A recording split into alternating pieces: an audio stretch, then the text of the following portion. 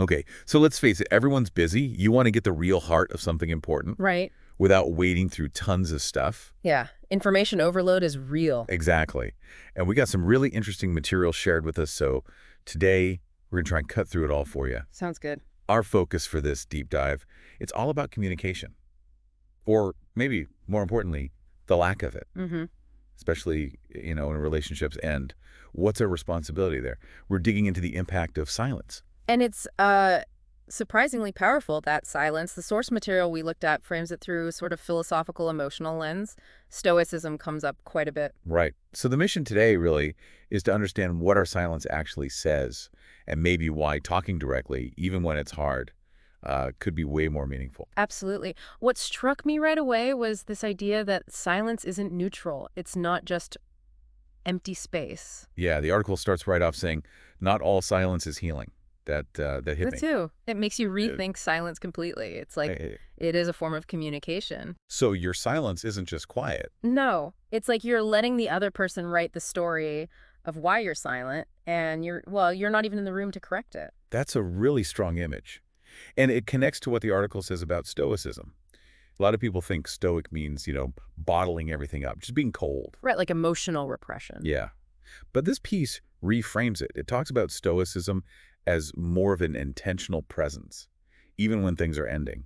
Which fits, actually. Stoicism fundamentally is about facing reality clearly, not running away just because something's uncomfortable. So applied to communication. It means you engage with the hard stuff. You don't just hide in silence. That core idea, even in silence, we are speaking. That's pretty profound. It really is. It forces you to think, okay, what message am I sending even when I'm saying nothing? Am I intending that message? Exactly. It's not about needing to talk constantly, but being aware. Okay, so moving on from that, Mm-hmm. the article digs into this courageous clarity idea versus coldness. I found that distinction really useful. It's crucial. There's a big difference between just avoiding discomfort and meeting it with, what was the word? Poise. Pays. Yeah. Mm-hmm. And if you look at the Stoics themselves, like Epictetus or Marcus Aurelius, they weren't about taking the easy way out. Silence is often easy. They Mm-hmm. stressed speaking truth and doing what's right, especially when it's difficult. Marcus Aurelius, he was big on virtuous action, not just talking about virtue. So the action here, in ending something, Is clear communication. That's the courageous part, not just vanishing. which brings us straight to ghosting. Because, let's be honest, that feels like the easy button sometimes, doesn't it? Just disappear. Avoid the whole awkward chat. Oh, definitely. But the article is pretty blunt about the harm it causes. It doesn't mince words. No, it doesn't. It calls ghosting something that ruins the other person, and the impact goes deep. It's not just like immediate confusion. It messes with their memories. Yeah, it can actually taint their memories of the whole relationship, make them doubt themselves. It chips away at their self-worth. And that line they repeat, she didn't expect silence forever. Just a few words, even hard ones. That really underscores a basic human need, I think. Just acknowledgement. It really does. Yeah. Even a tough truth feels kinder than just nothing, Yeah. than that awful uncertainty. Right, which leads to the next point, the value of actually saying the hard stuff. I don't love you, or I'm not ready. Things we often try to cushion with silence. Exactly. But the article challenges that. Mm. Is silence really kind in those moments? Or is it, as they put it, fear cloaked as kindness? Oof, that's quite a phrase. It is, because avoiding that conversation, well, it feels safer for you maybe in the moment, but it denies the other person closure. It kind of lacks respect, doesn't it? It feels like that bandage analogy. Ripping it off hurts, sure, but it's cleaner. It lets healing actually start. That's a good way to put it. And this ties into another distinction the article makes. Emotional control, which is stoic, versus emotional shutdown. Yeah, okay, explain that difference. Well, emotional control, the stoic kind, isn't about not feeling things. It's about managing your response to those feelings, having perspective. Like having good brakes and steering on your emotional car. Huh. Yeah, maybe. Whereas emotional shutdown is just turning the engine off, completely disengaging. Even if it leaves someone else stranded. Precisely. The article says calm isn't the same as coldness. And being internally still is very different from being externally silent, especially when someone needs you to speak. Right. There's that Seneca quote, too, about adversity being a test. These hard conversations, they're part of the test, a chance to show maturity. And choosing to skip the test by just disappearing. The article calls that. Emotional abandonment. Pretty strong term. Yeah. Why do they use that phrasing? Because the article argues people deserve clear endings, regardless of how long you knew each other or what the relationship was. Silence just creates this void. The self-doubt grows. Exactly. People start blaming themselves, wondering what they did wrong. It's often undeserved.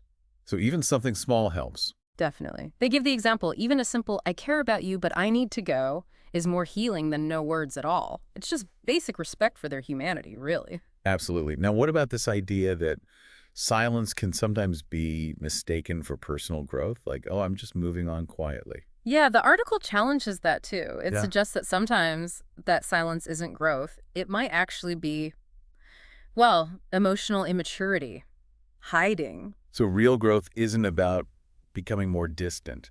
No, it's about learning to engage differently, more No. effectively, more maturely. Again, think of Marcus Aurelius. He pushed for living virtuously, putting principles into action. And in relationships, That action includes communicating honestly, respectfully, even at the end, not just theorizing about being a good person, but actually, doing it. which ties into responsibility. Yeah. Because just walking away silently, that doesn't make the impact just vanish, does it? Not at all. The article is clear. Disappearing doesn't erase the emotional weight for the other person. It just means you're avoiding your accountability for your role in it. And the person left behind. Often they cling to fading hope, is how the article puts it, which is just painful. It delays their own healing because the silence keeps that door slightly open in their mind. That's the opposite of healing. Right. And it completely goes against the Stoic idea of acting intentionally, understanding the impact of your choices, your actions, and your silence. Okay, so this whole idea that silence is somehow kind, a gentle way out. The article basically debunks that, calls it invisible cruelty. Wow. Invisible cruelty. Because, it argues, even a painful truth, if delivered with some compassion, is usually better than endless unanswered questions. That limbo is agony. So true kindness isn't silence. No. True kindness, according to this perspective, is honesty combined with compassion. Clarity brings peace, eventually. Silence just breeds confusion, maybe even resentment. Okay, so let's try and bring it all together. What's the absolute core message someone should walk away with from this deep dive? I think the main takeaway is that Stoic strength, that kind of resilience, isn't just tested during a relationship's challenges. It's really shown in how we conclude them. How we end things matters just as much. Exactly. It's a call to speak up even when it's difficult, to be present in the ending, not just disappear, to respect the other person with clarity. And to grow quietly inside, maybe, but never act cruelly through silence. You got it. And that last thought from the article really sticks with me. Even a small, honest goodbye can bring peace. But silence often leaves wounds. Such a powerful reminder. It's about the weight of our words, definitely, but also the weight of our silence. So you came here wanting quick, thorough knowledge. I really hope this exploration of communication, silence, and responsibility has delivered that. Hopefully giving people something to think about. For sure. Maybe reflect on your own patterns. What messages might your silence be sending? Perhaps unintentionally. And here's a final thought to chew on. How might consciously choosing clarity over silence, maybe even in small ways, day to day, how might that shift things in your relationships and even in your own sense of integrity? Definitely something to consider. And of course, for a deeper dive into all these nuances, check out the full article. We've linked it with the source material. Thanks for joining us today.